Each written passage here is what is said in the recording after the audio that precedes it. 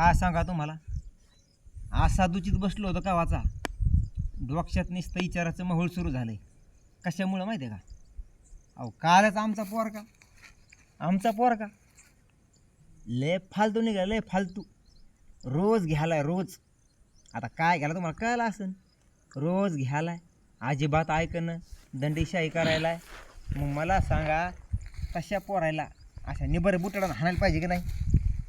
ह्या अशा निबरे बुटाडानं हे पोट्टे 17-18 वयातले पोट्टे दारू प्यालेत, तंबाखू खालीत, याला लाजा नाही तर. अरे तिथं बाप राब राब राब रानात राष्ट्रदिवस कामं करायला हां, निबर बुटा टाळं हाणायला पाहिजे त्याच्या.